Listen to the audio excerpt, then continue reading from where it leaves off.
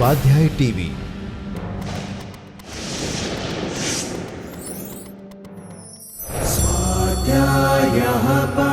Doctor Baba Saheb Ambedkar open university.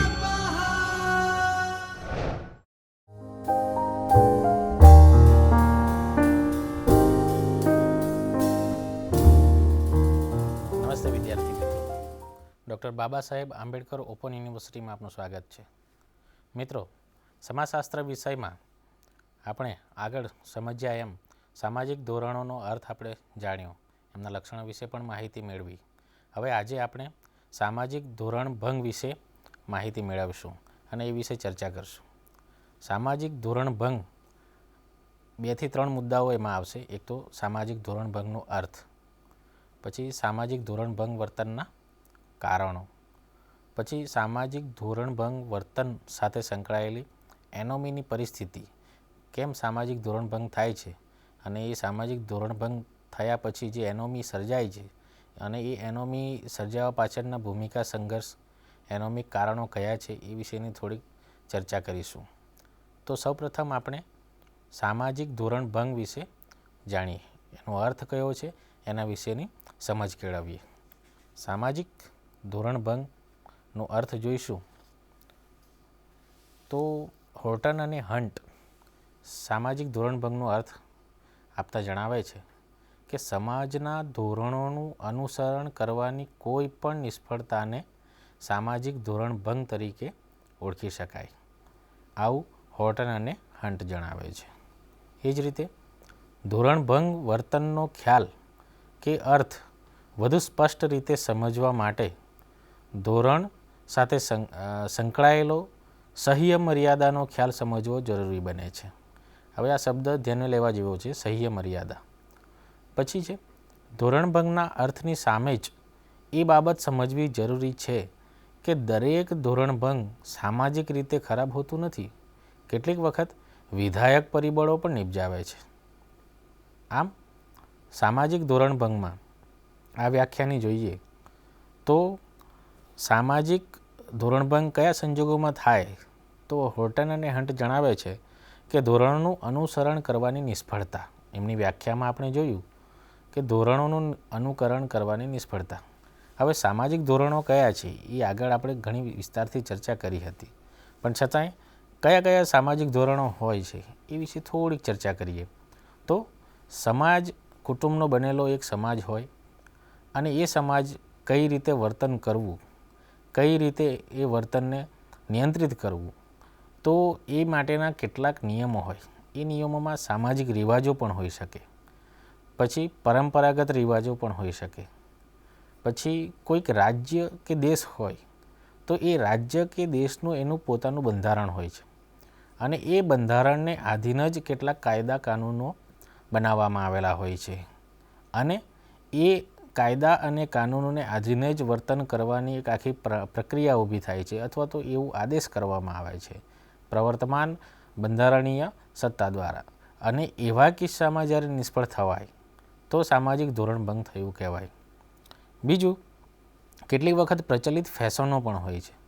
તો fashion એ સૌથી વધુ સામાજિક પરિવર્તન નિપજાવતું પરિબળ છે, પણ છતાંય ફેશનના કિસ્સામાં પણ કોઈક એક પરંપરાગત સમાજ હોય તો એ ભારતીય ગુજરાતી ભાતીગળ સંસ્કૃતિ જોઈએ તો એમાં પણ 12 ગાંવે બોલી બદલાય એ રીતની કહેવત છે.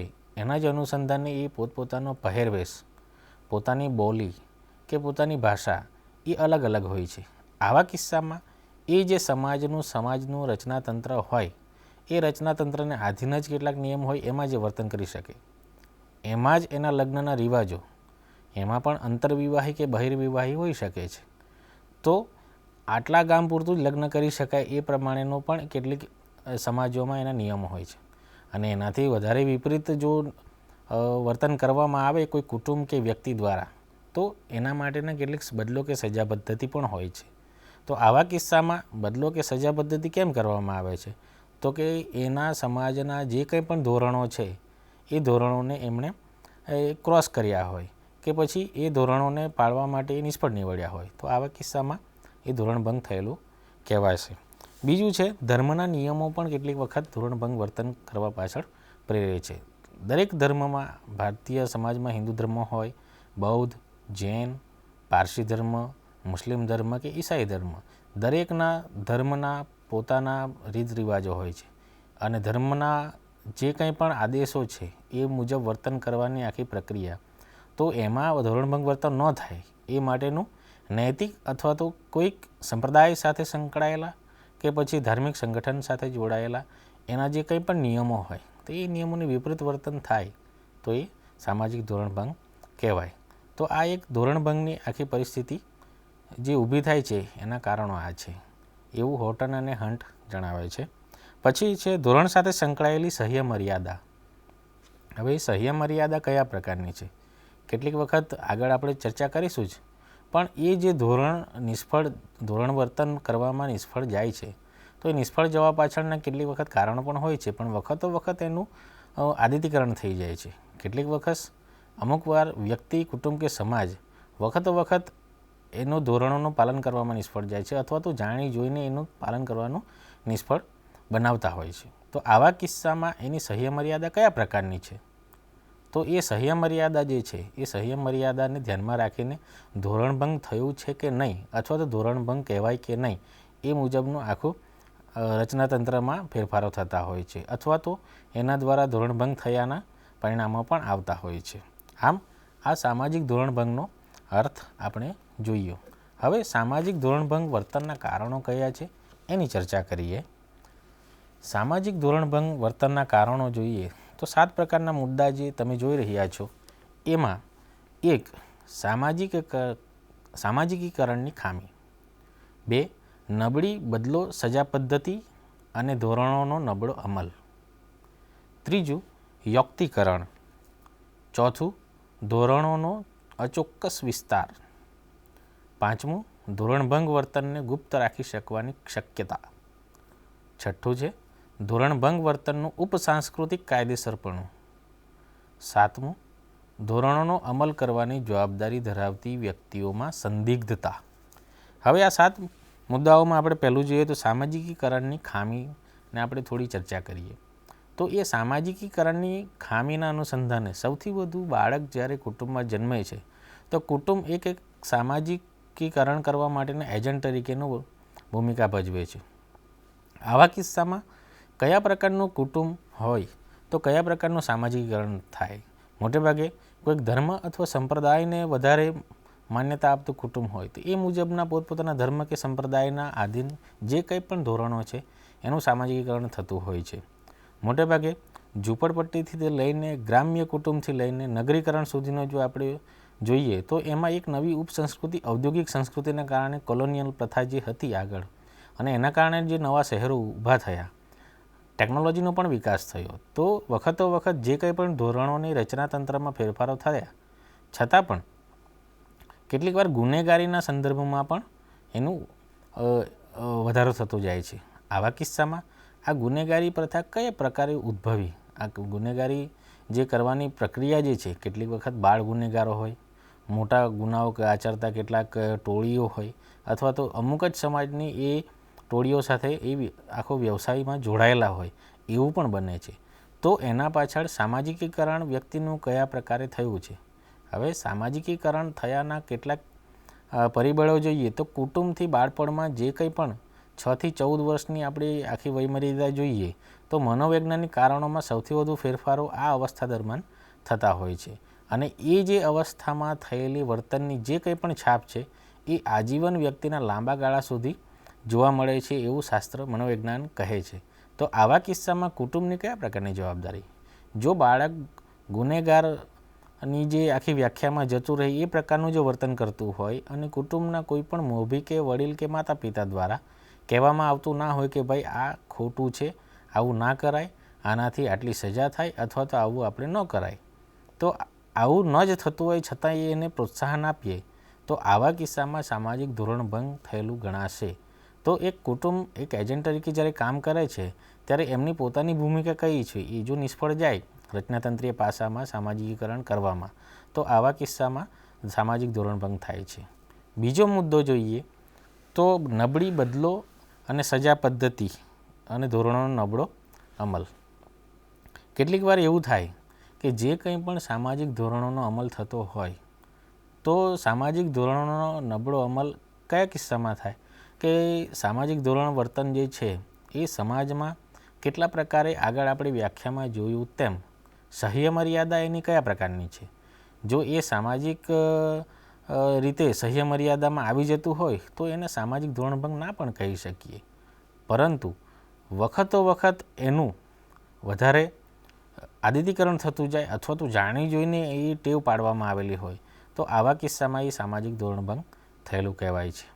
તો એના સંદર્ભે નબળી સજા પદ્ધતિ અથવા તો એનો જે બદલો જે છે એના દ્વારા પણ કોઈક વાર નિયંત્રણ ના રહે તો વખતો વખત સામાજિક ધોરણભંગ થવાની કિસ્સાઓ વધી જાય છે. કારણ કે આવું ક્યારે થાય કે જ્યારે મોટા આંદોલનો થતા હોય ત્યારે કેટલીક વાર અહિંસક આંદોલનો થવાનો છે, પરંતુ કોઈક એવી સમસ્યા થઈ જાય, આંદોલન કરનાર જે કંઈ પણ કાર્યકર્તાઓ કે નેતાઓ કે લોકો જે છે એમના દ્વારા આપેલી બાંહેધરી અને સરકાર દ્વારા થયેલી પ્રતિક્રિયા, તો આવા કિસ્સામાં કેટલીક વાર નબળો અમલ થાય બંને બાજુથી અને કોઈક વાર એવું ચમકલું અથવા તો કોઈક એવા હિંસક બનાવો થઈ જાય તો આના કારણે સમાજમાં બહુ જ માઠી અસરો થાય છે, જાહેર સંપત્તિનું નુકસાન પણ થાય છે. તો આવા કિસ્સામાં આ નબળી બદલો અને સજા પદ્ધતિ ખૂબ જ કારણભૂત હોય છે. ઐતિહાસિક પરિપ્રેક્ષ્યમાં આવું થયું હોય તો વર્તમાન પરિપ્રેક્ષ્યમાં જે થાય છે એ ઐતિહાસિક પરિપ્રેક્ષ્યને ધ્યાનમાં રાખીને પણ આવું થતું હોય છે કે ભાઈ તે વખતે આવું નહોતું થયું એટલે આવું થશે નહીં. આવા કિસ્સામાં આ સામાજિક ધોરણભંગ વર્તનનું કારણો જે કંઈ પણ છે એ વધતા જાય છે. પછી છે ત્રીજું યુક્તિકરણ. યુક્તિકરણ કેટલીક વાર આપણને એવું લાગે કે ભાઈ જ્યારે પણ સામાજિક ધોરણભંગ થતું હોય તો કેટલાક શબ્દો સમાજમાં પ્રચલિત હોય કે ભાઈ આવું તો ચાલ્યા કરે, આ બધું તો ભગવાનને આધીન છે, આવું તો થાય જ, અથવા તો બીજો રસ્તો પણ શું કરીએ કે ભાઈ આ નથી, આ છોડીને બીજું શું કરી શકાય. કેટલીક વાર ચોરીના કિસ્સામાં હોય કે ભાઈ ભૂખને કારણે આવું કરીએ છીએ. તો બીજો કિસ્સો એવો પણ હોય કે ભાઈ આ ઝૂંપડપટ્ટી વિસ્તારમાંથી આવીએ છીએ અને સામાજિક ઇન્ફ્રાસ્ટ્રક્ચર સમાજ કરતાં તો ઇન્ફ્રાસ્ટ્રક્ચર ડેવલપમેન્ટ જે છે ભૌતિક સુખ સંપત્તિના સાધનો એનો ઓછો અભાવ હોય છે અને એની જ બાજુમાં સૌથી મોટું ઉપસંસ્કૃતિ ધરાવતું નગર વિકસેલું હોય તો બંને પક્ષે સમાજના જે સંસ્કૃતિ ઉદ્ભવેલી હોય, એક બાજુ ટેકનોલોજીનો સૌથી વધુ ઉપયોગ થતો હોય, નાણાંનો સૌથી વધુ ઉપયોગ થતો હોય અને બીજી બાજુ એ ખાવા માટે પણ ભાગ્યે જ મળતું હોય દિવસ દરમિયાન એવું પણ બની શકે. તો આવા કિસ્સામાં એકબીજાના જે કંઈ પણ વિચારસરણી છે કે ભાઈ આ સમાજ આમનો શોષણ કરે છે અથવા તો એમના દ્વારા જ શોષણ કરવામાં આવે છે અથવા તો વધારે કામ લેવામાં આવે છે, એના બદલામાં કશું જ મળતું નથી. એ જે બધી પદ્ધતિ જે છે એ પદ્ધતિના કિસ્સામાં આવું રહ્યા કરે અથવા તો આવું ચાલ્યા જ કરે એવા જો બનાવીને કારણો જે આપે છે એ યુક્તિકરણના ભાગરૂપ થયેલા સામાજિક ધોરણભંગ કહી શકાય. તો આ યુક્તિકરણ એક સામાજિક ધોરણભંગ વર્તન કરવા માટેનું મુખ્ય કારણ કહીએ. ચોથું જે છે ધોરણોનો અચોક્કસ વિસ્તાર. કેટલીક વાર એવું લાગે, નશાબંધીનું આપણે ઉદાહરણ લઈએ તો કેટલાક રાજ્યોમાં નશાબંધી હોય અને કેટલાક રાજ્યોમાં નશાબંધી ના પણ હોય, અથવા તો કોઈક સમાજમાં લગ્ન વખતે નશાકારક દ્રવ્યોનું સેવન કરવું એ રીત રિવાજ સાથે વણાઈ ગયેલું હોય, જ્યારે એ જ રાજ્યમાં એ નશાકારક દ્રવ્યોનું સેવન કરવું એ કાયદો હોય. તો આવા કિસ્સામાં એક બાજુ સમાજનો બહોળો વર્ગ અથવા તો પોતાના જ નજીકનો સમાજ જે છે એમને એક આખો મોભા તરીકે જોતા હોય કે ભાઈ આવા સમયે તો આવું હોવું જ જોઈએ. બીજી બાજુ એ કાયદો એમ કહેતો હોય અથવા તો કાનૂન એવો કહેતો હોય કે ભાઈ આ જે કંઈ પણ છે એ ગુનેગારીને નોતરે છે અને એના પર પ્રતિબંધ હોય છે. હવે બંને પક્ષે જે હોય તો એનો જે વિસ્તાર વ્યાપ છે ક્યાં સુધી એનો અમલ કરવો અથવા તો કયા ક્ષેત્ર સુધી એનો અમલ કરાવડાવવો એ વિમાસણમાં પડી જવાય છે. અને આવા કિસ્સામાં અચોક્કસ વિસ્તાર સામાજિક ધોરણનો હોય તેના કારણે સામાજિક ધોરણભંગની પરિસ્થિતિ સૌથી વધુ જવાબદાર હોય છે. એ જ રીતે ગુજરાત રાજ્યની જ્યારે ઉદાહરણ લઈએ ત્યારે મોટેભાગે મહારાષ્ટ્ર, રાજસ્થાન, સંઘ પ્રદેશ સાથે જોડાયેલા દીવ, પછી સિલવાસા, DNH, દાદરા એન્ડ નગર હવેલી જે છે, દમણ છે, આ બધા વિસ્તારોમાં નશાબંધી જે છે એ નથી અને ગુજરાત રાજ્યમાં સૌથી વધુ છે. અને નશાકારક દ્રવ્યોનું હેરાફેરી પણ ના કરી શકાય એ માટેના પણ કાયદાઓ છે, અથવા તો વેચાણ પણ ના કરી શકાય એવા કાયદાઓ બનાવવામાં આવે છે. બીજી બાજુ એ કાયદાઓનું કોઈ પ્રચલન નથી અને સૌથી વધુ ઉત્તેજન આપવામાં આવે છે. અથવા તો ત્યાંની શાસન પ્રથા દ્વારા જ એનું ઉત્તેજન આપવામાં આવતું હોય. આવા કિસ્સામાં દાણચોરીના કિસ્સામાં હેરાફેરી વધી જતી હોય છે અને દાણચોરીના કિસ્સાઓ વધી જતા હોય છે. કોઈક વાર એવું પણ બને ત્યારે એ કયા વિસ્તાર સુધી એનું સામાજિક ધોરણભંગ કરવું અથવા તો થાય છે એ માપવું ખૂબ જ અઘરું પડી જાય છે. ત્યારે રાજ્યની કે પછી દેશની સરહદોને આપણે ધ્યાનમાં લેવું જોઈએ. તો આ જે છે આનો અચોક્કસ વિસ્તાર હોય છે એ સામાજિક ધોરણભંગ થવા માટેના કારણરૂપ હોય છે. પછી ધોરણભંગ વર્તનને ગુપ્ત રાખી શકવાની શક્યતા.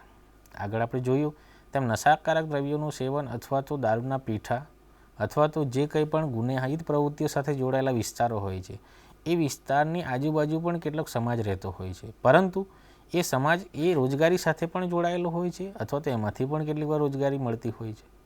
તો એવા કિસ્સામાં રાજ્ય કે દેશ તરફથી એક કાનૂનમાં પ્રતિબંધ હોય અને બીજી બાજુ એના દ્વારા જ રોજગારી પણ મળતી હોય એવા કિસ્સાઓ ગર્ભિત થયેલા હોય છે. આવા સમયે કેટલીક વાર એવા કેટલાક સમૂહ હોય અથવા તો સમાજ કે પછી અમુક ગામોને ધ્યાનમાં પણ રાખીએ તો એના દ્વારા આ વસ્તુને સામાજિક ધોરણભંગની પરિસ્થિતિમાં મૂકી શકાય નહીં એવું માનતા હોય છે. બીજી બાજુ કાયદેસર રીતે પ્રતિબંધ હોય તો એને કારણે સામાજિક ધોરણભંગની જે પરિસ્થિતિ જે છે એ પરિસ્થિતિ વધી જવાની સંભાવનાઓ હોય છે, કારણ કે એ જે બાબત જે છે એ બાબત ક્યાંય જાહેરમાં ચર્ચાતી નથી અથવા તો જાહેરમાં બતાવાતી નથી અને ગર્ભિત હોય છે. તો એ ગર્ભિત રાખવાની જે પ્રક્રિયા જે છે એની સાથે જે કુટુંબ કે સમાજો જોડાયેલા હોય છે એના દ્વારા કેટલીક વાર ગુપ્ત રાખવાની શક્યતાઓ હોય છે. છઠ્ઠું આપણે જોઈએ તો ધોરણભંગ વર્તનનું ઉપસાંસ્કૃતિક કાયદેસરપણું. ઉપસાંસ્કૃતિક કાયદેસરપણું એટલે આગળ મેં કહ્યું તેમ કેટલાક સમાજમાં દારૂનું સેવન કરવું એ પરંપરાગત રીત રિવાજમાં આવતું હોય છે, જ્યારે બીજી રીતે એ કાયદેસર હોય છે, પ્રતિબંધ. અને આવા કિસ્સામાં બંને બાજુથી વ્યક્તિ જ્યારે વર્તન કરે તો એક બાજુ કાયદેસર પ્રતિબંધ છે અને બીજી બાજુ સામાજિક રિવાજ છે. તો એ જે ધોરણો જે છે એ ધોરણો બેવડાય છે અને એને કારણે વ્યક્તિને સૌથી વધુ કઈ બાજુ નફાકારક વસ્તુ રહેલી છે એ બાજુ જ વધારે ખેંચવાનો પ્રયત્ન કરે. તો એ ઉપસાંસ્કૃતિક કાયદેસરપણું જે છે એ સામાજિક ધોરણભંગ માટે ખૂબ જ મહત્ત્વનું પરિબળ બની રહે છે કે જેથી સામાજિક ધોરણભંગની પરિસ્થિતિ સર્જાય છે. સાતમું જોઈએ, ધોરણોનો અમલ કરવાની જવાબદારી ધરાવતી વ્યક્તિઓમાં સંદિગ્ધતા.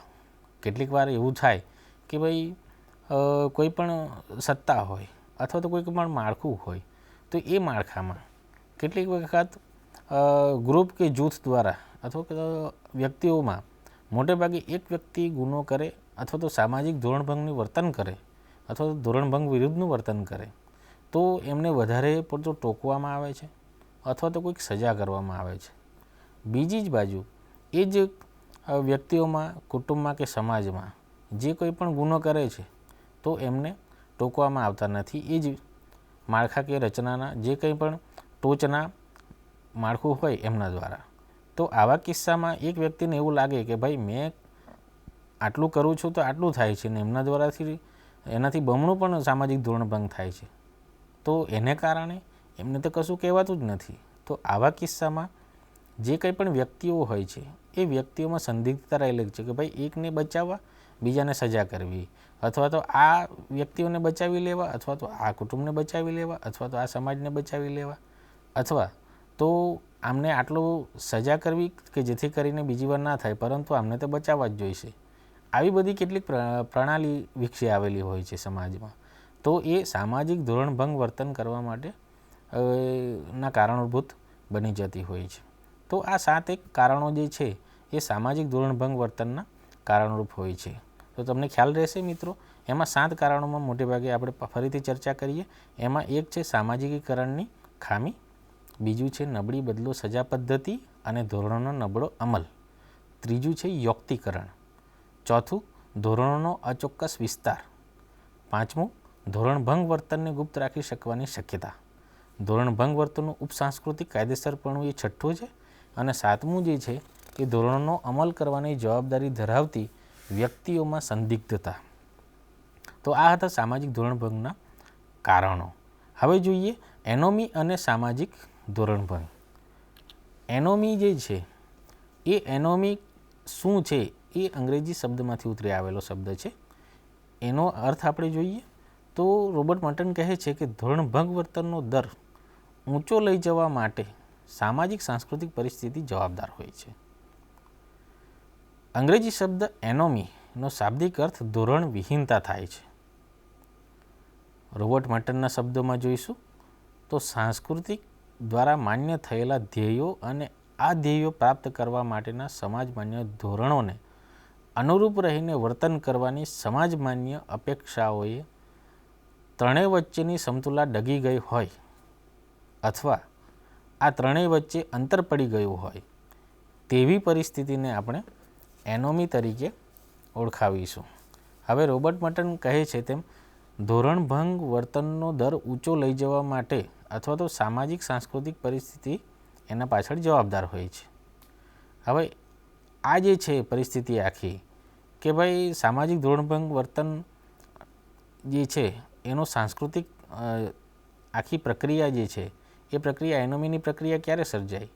હવે એનોમી શબ્દ એ મોટેભાગે આખું સૈદ્ધાંતિક પરિપ્રેક્ષ્યમાં આવે છે, પરંતુ સામાજિક ધોરણભંગ સાથે સંકળાયેલો શબ્દ છે એટલે આ મુદ્દામાં આવરી લેવો જરૂરી છે.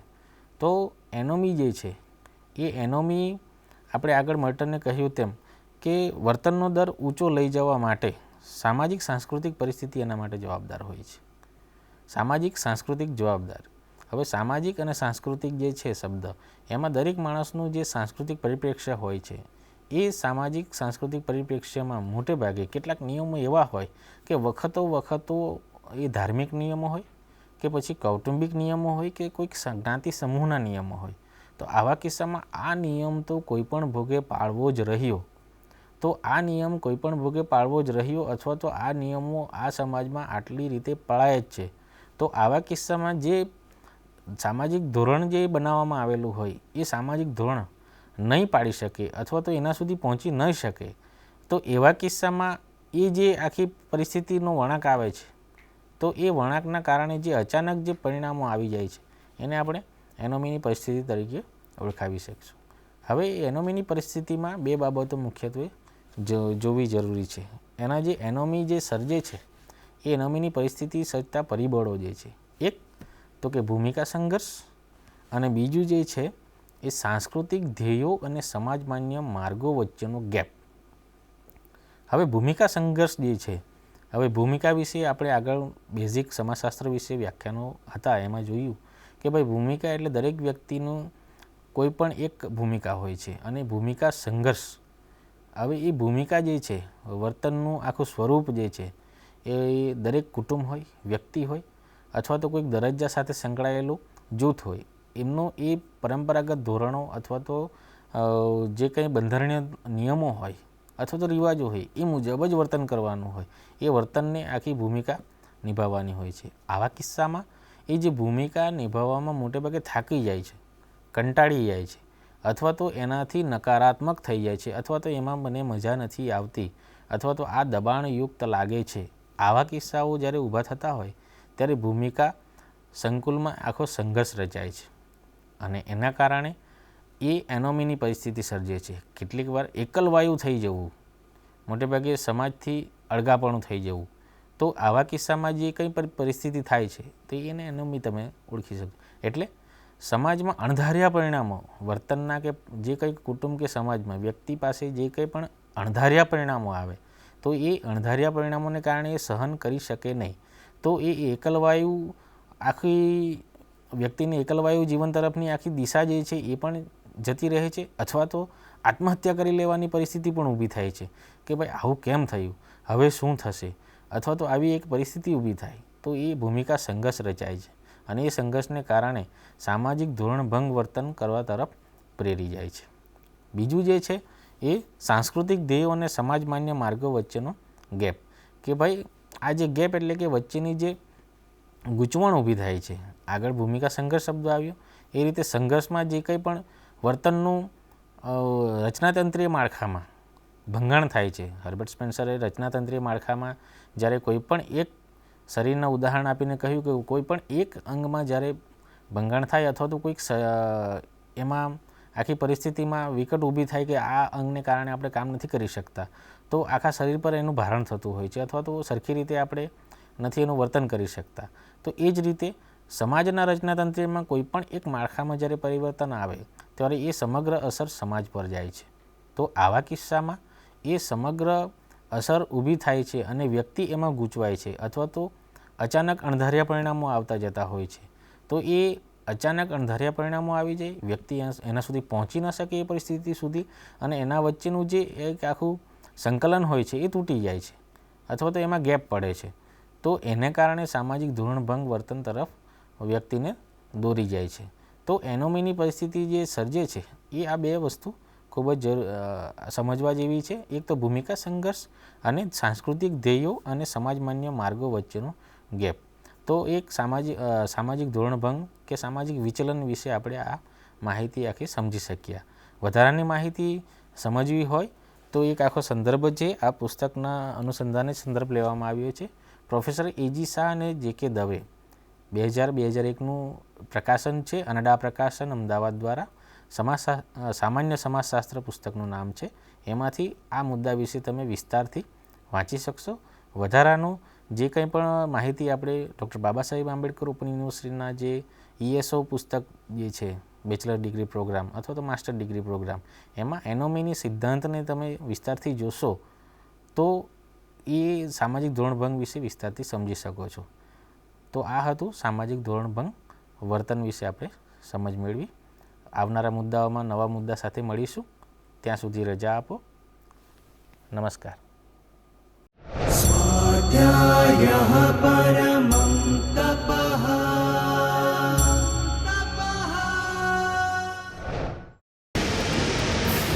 સ્વાધ્યાય ટીવી